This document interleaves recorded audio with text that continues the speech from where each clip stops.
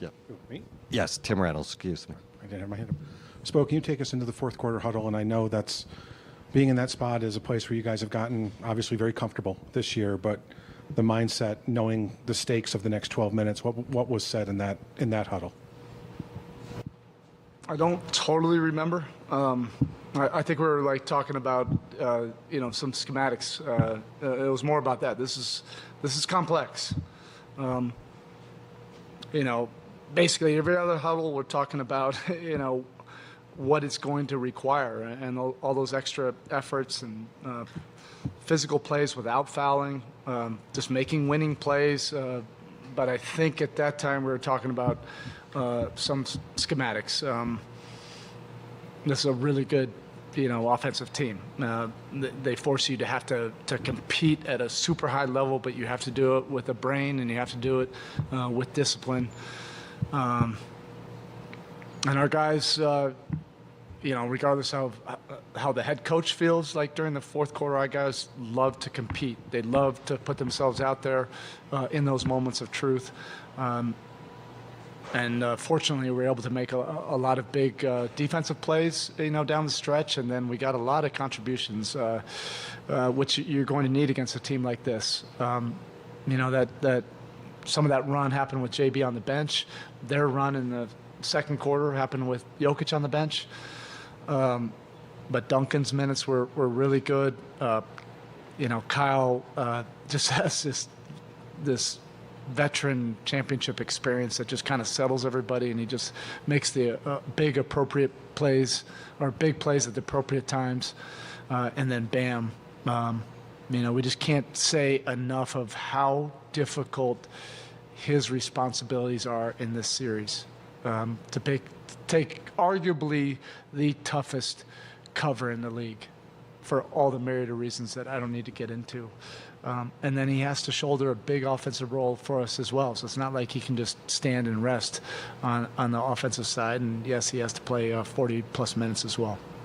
We're going to stay on the right side, fourth row.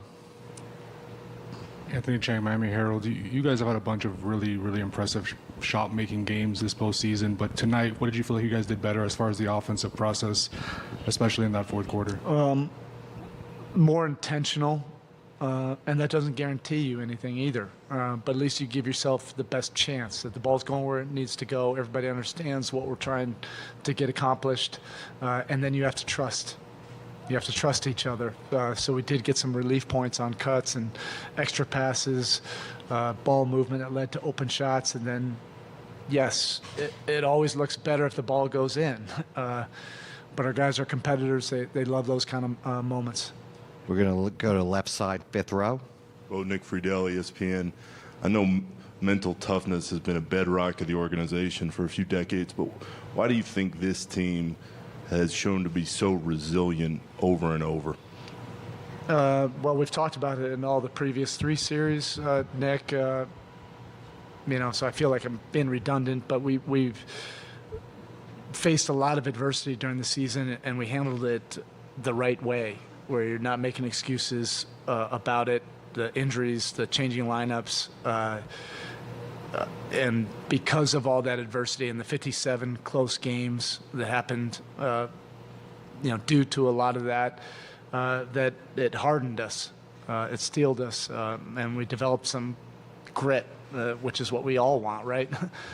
We want to be able to have that privilege of having adversity, and being able to overcome it. You gain strength from that. But this is a very tough opponent. They have our full respect for sure. We're going to stick to the left side, second row. Coach Ryan McFadden from the Denver Post. In game one, you mentioned Max Strus is ignitable despite the poor shooting effort he had in game one. Just how pleased were you the way he got going early in the first quarter to kind of set the tone for you guys? Yeah, of course, like everybody's going to be looking at that final number. How many threes did he hit? But he's a winning basketball player. He does winning things defensively. He's physical. He's in the right spots. He's a great block-out guy. He's also a guy that'll come in and help rebound. If you give him a task, he'll do it. and that's winning basketball. Offensively, yeah, it's always great to see the ball go in, but Max has also proven that he can impact winning, regardless of whether the ball's going in. He puts in more time than he probably should, He's a masochist like all of us, and yeah, he's always going to put in the time. He's ignitable, and we needed every bit of what he did tonight. Right side, first row. Coach Ronendo from Israel today. Before the series, we spoke to Caleb Martin. Was speaking about you and Coach Riley. Said you're at your best after defeat. Can you run us through like your playbook in those situations? I don't even know how to answer that. It's not about me. This group, we've faced tough times this year, and so we've learned how to handle setbacks, things not going our way, and then just getting to work instead of getting distracted or making excuses or feeling sorry for ourselves. So it's like a muscle, that you work on and you get better. So we've had we've had more experience at this than anybody else in the league. We've had a lot of crushing losses, during the regular season. We're going to go to the back room, left side, Mark Spears. Coach Mark Spears, ESPN's Landscape. Just talk about Gabe Vincent, his output tonight, and also just how incredible his story has been. Yeah, we love Nnamdi. We really do. If you don't know that, the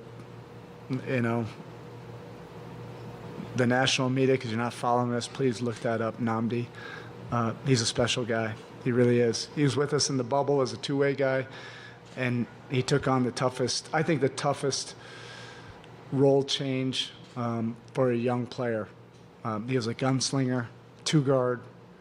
We wanted to develop him into a combo guard, somebody that could organize us, be an irritant defensively, tough, but learn how to facilitate and run a team. I think that's the toughest thing to do in this league is turn a 2 into a 1. And he openly just embraced that. And then he struggled, at times with that because you're trying to reinvent yourself. And instead of saying, this is too tough, let me be me, he's really grown the last 3 years. He's just an incredible winning player. And this year, he's been a starter for us. He's been great. He's been off the bench. He's been great. And I think he's like a lot of our guys, the competitive spirit, and you get challenged like we're getting challenged in this series. You hope that it brings out the best in you, and that's what it's doing with him. Okay. First row, left side. Hey, Coach, Melissa Rowland, Fox Sports. Just as a follow to that, what do you think has basically spurred his growth? Are you talking about Nnamdi, Gabe? I would say, that old saying that we use a lot. People severely overestimate what you can get accomplished in a day, and they grossly underestimate what you can get accomplished in a matter of months, years, when nobody's paying attention. And he's the epitome of that. Okay? On the right side, fourth row.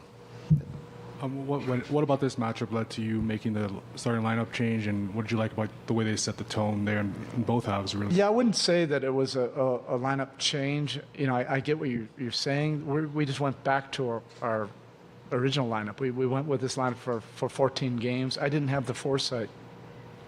I didn't. That's on me. We had to make an adjustment in that Boston series, and that really was necessary, and it worked. And then we're facing a new opponent that we don't really know, and so we just went with what finished that previous series. But we've been 10-4, 11-4 now with this lineup, and clearly we needed that size and veteran experience and physicality that K-Love brings. I don't know how many minutes I don't have my glasses, so I don't know the stats, but that veteran experience, the decorated championship level experience that K-Love and Kyle both brought tonight. There's not an analytic that can show you how valuable that was. Okay. Final question on the left. Hey, Coach. Ramona Shelburne, ESPN. This is probably oversimplifying things, but sometimes when teams play against Jokic, you turn him into a scorer, you turn him into a passer, and he controls the game. He only had 4 assists tonight. Yeah, that's ridiculous. It's just that's the untrained eye that says something like that. This guy's an incredible player. Twice in 2 seasons he's been the best player on this planet. You can't just say, "Oh, make him a scorer." That's not how they play. They have so many different actions that just get you compromised.